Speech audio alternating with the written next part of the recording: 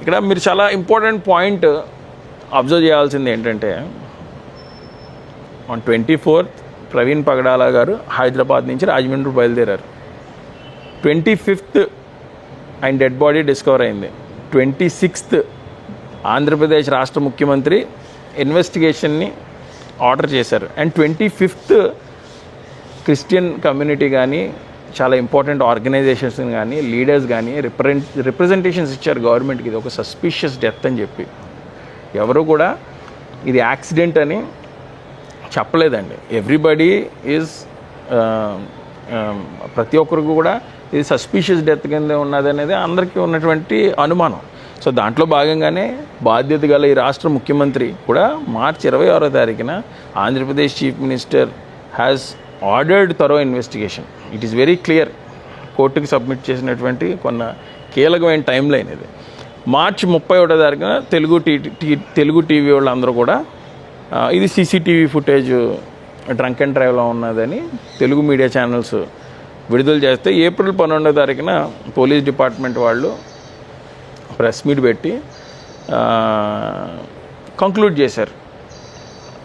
Media వాళ్ళు ఏదైతే release చేశారో అది నిజమే అని. ఏప్రిల్ 13వ తారీఖున police revealed details about investigation including forensics evidence. Okay, ఇక్కడ చాలా ఇంపార్టెంట్ పాయింట్ ఏంటంటే నిన్న నా గురించి మాట్లాడినటువంటి రాజేష్ నేను ఇది యాక్సిడెంట్ అని ఆయనతో చెప్పినట్టు అని అనుకున్నాడు. కానీ ఇది యాక్సిడెంట్ కాదు అన్న విషయం నాకు తెలుసు. అప్పుడు ఇనీషియల్గా నేను యాక్సిడెంట్ అనుకుని ఉండొచ్చు, కానీ ఇప్పుడు నాకు తెలుసు. అందుకే వాళ్ళ ఫ్యామిలీ మెంబర్స్ కూడా తెలుసు. ఎందుకంటే దాని గురించే ఎఫ్ఐఆర్ కాపీలో సస్పీషియస్ డెత్ అని వాళ్ళు రిజిస్టర్ చేయించుకోవడం జరిగింది. At the very same time రాష్ట్ర ముఖ్యమంత్రి ఇది సస్పీషియస్ డెత్ కిందే పరిగణించి ఇన్వెస్టిగేషన్ ఆర్డర్ చేయండి అని ముఖ్యమంత్రి గారు ఆర్డర్ చేశారు. కానీ దీన్ని యాక్సిడెంట్ అని కంక్లూడ్ చేసింది ఎవరంటే ఫస్ట్ సోషల్ మీడియాలో పెట్టింది ఎవరంటే ఈ రాష్ట్ర ఐటీ మినిస్టర్ నారా లోకేష్ గారు అండి. ఇది చెప్పింది నేను కాదండి. నిన్న ఎవరైతే ఆ వీడియోని ఎస్టాబ్లిష్ చేశారో ఆ అఫీషియల్ స్పోక్స్ పర్సనే ఈ మాటను కూడా చెప్పారండి. రెండోది, ఇక్కడ నుంచి ఇది యాక్సిడెంట్ అని చెప్పి గౌరవ నారా లోకేష్ గారికి ఎవరైనా అంతపరిచాము. మీకు ఏమైనా ఆటంకం కలిగించామా? డెడ్ బాడీ మీరు ఏదన్నా ఇక్కడ తేల్చినాక డెడ్ బాడీ కదలదని మేము ఏమన్నా పోలీసు వారి విధులకు ఆటంకం కలిగించామా? మీరు ఏం చెప్తే అదే విన్నాం, ఏం చెప్తే అదేనేమో. ఇప్పుడు ఎన్ని రోజులైంది ఏమండి? ఇక్కడ నుంచి కానీ ఇక్కడ ఈ ప్రాంతంలో పనిచేసిన కొంతమంది పోలీసులు ఇమ్మీడియట్గా సస్పెండ్ చేయాల్సి ఉంటాయి. మొట్టమొదట సీఏ గారిని సస్పెండ్ చేయాలి. రెండోది, ఇక్కడ నుంచి ఇది యాక్సిడెంట్ అని చెప్పి గౌరవ నారా లోకేష్ గారికి ఎవరు ఇన్ఫర్మేషన్ ఇచ్చారు, ఎవరు ఇచ్చారో వాళ్ళు ఇమ్మీడియట్గా సస్పెండ్ చేయాలి. ఎందుకంటే నేను ఎస్పీ గారు ఆయన ప్రెస్ మీట్ పెట్టినప్పుడు ఇది ఇంకా యాక్సిడెంట్ అని మేము కన్ఫర్మ్ చేయలేదు, అనుమానాస్పద మృతాన్ని మేము ఎంక్వైరీ చేస్తాం అన్నారు. మీరు అనుమానాస్పద మృతాన్ని ఎంక్వైరీ చేస్తాం అన్నమాట మాకెందుకు చెప్పలేదు? లోకేష్ గారికి ఎందుకు చెప్పలేదు? లోకేష్ గారికి చెప్పబడడం వల్ల ఆయన ప్రాథమిక విచారణ అనంతరం పోలీసు వారు చెప్పిన దాని ప్రకారం రోడ్డు ప్రమాదాన్ని ట్వీట్ చేశాడు. ట్వీట్ చేస్తే ఇప్పుడు ప్రతి అడ్డమైనోడు వచ్చి లోకేష్ గారు ఎలా చెప్పేస్తారు, అది రోడ్డు ప్రమాదం ఎలా చెప్పేస్తారని చెప్పి ఆయన్ని విమర్శిస్తున్నారు. ఏంటి డబుల్ గేమ్ ఆడుతున్నారా? అక్కడ ఒక మాట చెప్పి ఇక్కడ ఒక మాట చెప్పడానికి లేదా గవర్నమెంట్ ని ఉద్దేశపూర్వకంగా మీరు బ్యాక్ చేస్తామని ట్రై చేస్తారా? ఆ పోలీస్ అధికారులు అడుగుతున్నాను, ఎవరు చెప్పారు ఇది యాక్సిడెంట్ అని?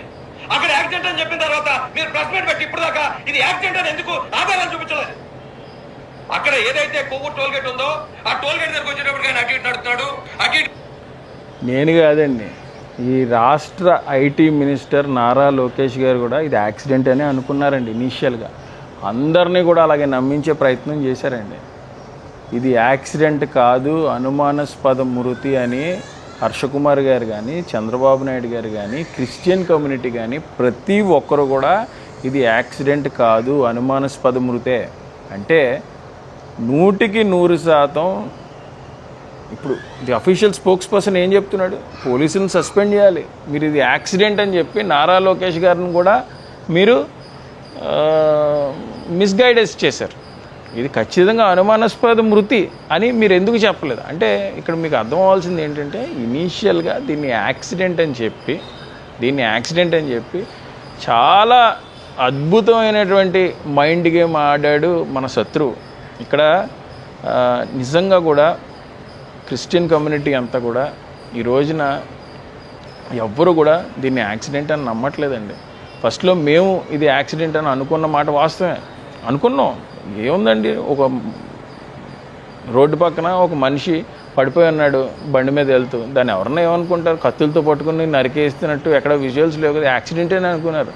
But the circumstances that are surrounding the incident truly now is bringing a very systematic approach and belief that this is a very clear cut murder.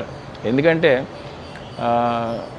63/2022 anti conversion law, ఇది ఏదైతే ప్రవీణ్ పగడాల గారు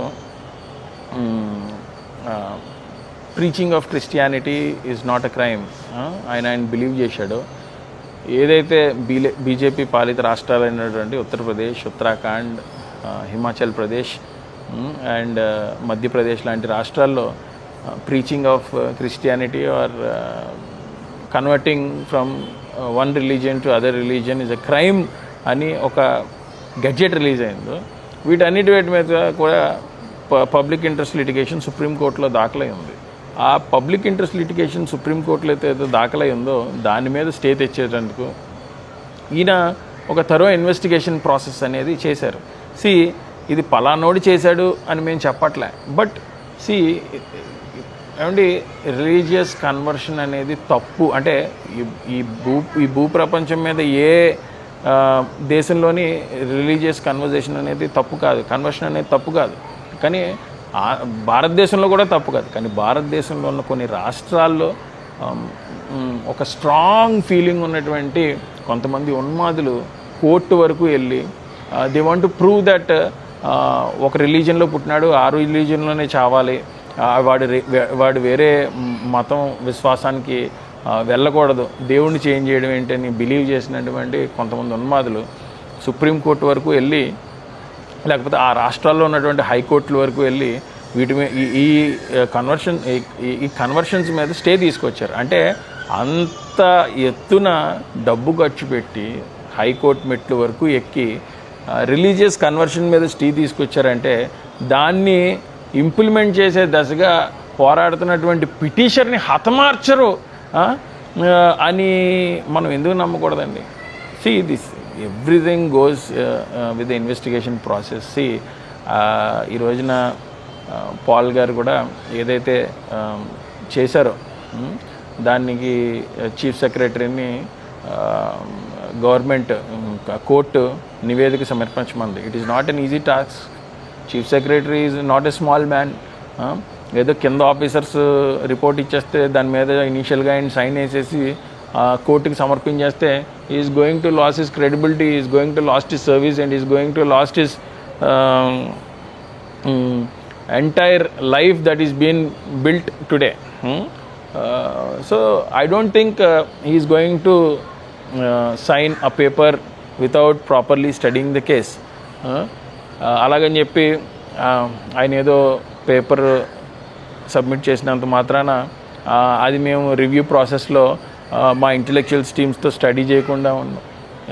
ఖచ్చితంగా కూడా దీన్ని హైకోర్టులో పెద్దలందరూ చేస్తున్నారు. అలాగే నాన్నగారు హర్ష్ కుమార్ గారు కూడా దీని మీద సిట్టింగ్ జడ్జితో ఇన్వెస్టిగేషన్ ప్రాసెస్ని చేయాలి, రీపోస్ట్ మార్టం చేయాలని పోరాడుతున్నారు. బట్ నేను రాజేష్ గారికి కానీ లేకపోతే దీని మీద అగెయిన్స్ట్గా స్టేట్మెంట్స్ ఇస్తున్నటువంటి కొంతమంది ఇండివిజువల్స్ అందరికీ నేను చెప్పదలుచుకుంది ఏంటంటే, ఏమండి ఈ రోజున ఒక బాధాకరమైన రీతిలో ఒక మనిషి చనిపోయాడు. నేను చిన్నప్పటి నుంచి కూడా నా ఫ్రెండ్స్ అందరూ హిందూసే. ఈ ఇష్యూని మా స్కూల్ గ్రూప్లో పెట్టాను. ఒక పాస్టర్ గారు రోడ్డు పక్కన పడి చనిపోయారు అనుమానాస్పద రీతిలో అంటే నా ఫ్రెండ్స్ అందరూ కూడా ఒకటే మాట, అయ్యో అలాగలాగా జరిగింది, ఇది చాలా బాధాకరం, పోలీసులు ఇన్వెస్టిగేషన్ చేయాలి అని అన్నారు. అంతేగాని ఇది యాక్సిడెంట్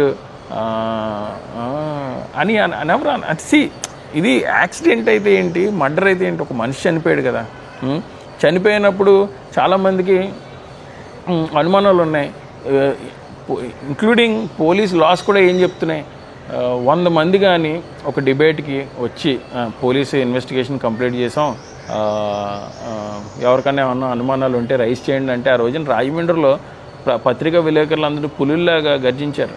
నిజంగా కూడా 100 మంది కానీ ఇన్వెస్టిగేషన్లో 99 మంది కానీ ఇది యాక్సిడెంట్ అని నమ్మి ఏ ఒక్కడికి ఇది మర్డర్ అని చెప్పి అనుమానాలు ఉన్న ఆ ఒక్కడి అనుమానాలని క్లియర్ చేయాల్సినటువంటి బాధ్యత పోలీస్ డిపార్ట్మెంట్ మీద ఉన్నదండి. It is not a small task. Investigation ప్రాసెస్లో నేను కొన్ని కాన్ఫిడెన్షియల్ విషయాలు నేను మీతో షేర్ చేసుకోలేను. మా దగ్గర ఉండాల్సినటువంటి ఎవిడెన్సెస్ మా దగ్గర ఉన్నాయి. అవి మళ్ళీ తిరిగి మీకు సబ్మిట్ చేయమంటే దొంగల చేతికి తాళాలు ఎందుకు ఇస్తాం? మీరు కోర్టుకి సబ్మిట్ చేయండి. ఇది కోర్టు ఏమని ఇస్తుందో చూద్దాం. ఇంకా there is a lot of నేను ఇంత స్ట్రాంగ్గా ముందే యాక్సిడెంట్ అనుకున్నాను, ఇంత స్ట్రాంగ్గా నేను ఇప్పుడు ఇది మర్డర్ అయి ఉంటుంది అని ఎందుకు బిలీవ్ చేస్తున్నానంటే, to be frank and honest, ఆ బండి అండి నేను అక్కడికి వెళ్ళి చూశాను. 70 కిలోమీటర్ల స్పీడ్లో లాక్ అయింది ఇంజిన్, మా మెకానిక్ రిపోర్ట్ ఇచ్చాడు అని ఐజీ గారు చెప్పారు కదా. 70 కిలోమీటర్ల స్పీడ్లో 200 కేజీలు బలమైనటువంటి బండి 6 అడుగులు లోయలో పడిపోతే బండి మీద చిన్న గీత కూడా పడలేదండి, కనీసం సిగ్నల్ లైట్ డ్యామేజ్ అవ్వలేదు. నిన్న ఆ వీడియో కూడా రిలీజ్ చేశాను నేను, అది నా ఫేస్బుక్లో ఉంటుంది చూడండి, జీవి శ్రీరాజ్ అని. అది ఎంత బాధాకరం అండి. అసలు అది ఎంతో ఎక్స్పర్ట్ 70 కిలోమీటర్ స్పీడ్లో బండి కిందకి దించి ఎస్కేప్ అయ్యాడు అన్నటువంటి అనుమానం నాకు కలిగింది. These kind of very important procedural points you are also going to submit to the court. మీ ఇన్వెస్టిగేషన్, మీ ప్రాసెస్ మీకు ఉంటే లక్షలాది మంది దీన్ని ఎవరైతే మర్డర్ అయ్యి ఉంటుందని అనుకుంటున్నారో వాళ్ళ బిలీవ్స్ తరపున నించునే బాధ్యత మా మీద కూడా ఉంది. If you want to prove this as an accident, shows a proper evidence. అసలు ఫస్ట్ ఆఫ్ ఆల్ ఒక కనెక్షన్ లేదు, ఒక ఇన్వెస్టిగేషన్ ప్రాసెస్లో ఆ సిన్సియారిటీ కనిపించలేదు, లేకపోతే ఆ ఇన్వెస్టిగేషన్ ప్రాసెస్లో ఆ కమిట్మెంట్ కనిపించలేదు. ఏదైతే రాష్ట్ర ఐటీ మినిస్టర్ గారు దీన్ని యాక్సిడెంట్ అని ట్వీట్ చేశారో దాన్ని కాంప్రమైజ్ చేసే భాగంగానే ఇన్వెస్టిగేషన్ ప్రాసెస్ జరుగుతున్నది అన్న అనుమానాలు మాకు ఉన్నాయండి. ఒక కమ్యూనిటీ అంతా ఇది మర్డర్ అంటుంది, వాళ్ళ ఫ్యామిలీ మెంబర్స్ వచ్చి there are some few circumstances that is surrounding and bringing a belief that it is a suspicious murder అని చెప్తేనే కదా మీరు ఎఫ్ఐఆర్ నమోదు చేశారు. ఇప్పుడు ఇన్వెస్టిగేషన్ ప్రాసెస్ చేస్తున్నారు. ఇంతట్లో లోకేష్ గారిని ఎవరో తప్పుబారు పట్టించారంట, ఆయన ఇది యాక్సిడెంట్ అని ట్వీట్ చేశారు. సో దీన్ని యాక్సిడెంట్ అని రిజల్ట్ చేయడానికి పోలీస్ డిపార్ట్మెంట్ పనిచేస్తున్నటువంటి భావన మాలో కలుగుతున్నది. If the police department are really sincere about this subject, the police department has to maintain the process of investigating this crime as a suspicious murder. First of all, you are doing this investigation process, అంటే మీరు ఇది accident అని కోణంలో దర్యాప్తు చేస్తే దీంట్లో మీకు యాక్సిడెంటే conclude అవుతుందండి. ఇది ఒక సస్పీషియస్ మర్డర్. చూడండి, వాళ్ళ ఇంటికి వెళ్ళి ల్యాప్టాప్ సీజ్ చేశారంట, ఐప్యాడ్ సీజ్ చేశారంట, కంప్యూటర్ హార్డ్ డిస్క్లు సీజ్ చేశారంట, వాళ్ళ బ్యాంక్ అకౌంట్స్ ఫ్రీజ్ చేశారంట. Do you think the family is not in touch with us? నేను మీకు ఎంతకన్నా చెప్పలేను, బట్ మీరు ఇమీడియట్గా దీని మీద నీట్గా ఇన్వెస్టిగేషన్ ప్రాసెస్ క్లియర్ చేసి నిందితుల్ని పట్టుకుంటే ఈ రోజున మొత్తం అందరూ కూడా ఆంధ్రప్రదేశ్ పోలీస్ డిపార్ట్మెంట్ని అభినందిస్తారండి. గవర్నమెంట్స్ అని ఈరోజు ఉంటే రేపు పోతాయి. People are really losing the respect and confidence towards the police department. It is your preliminary duty to maintain law and order. So it is up to you. If you want people to lose respect and belief on police department, it is up to you. But please fasten the process of investigation and fasten the procedure. And మీరు త్వరలోనే ఒక మంచి update ఇస్తారని నేను believe చేస్తూ, thank you so much.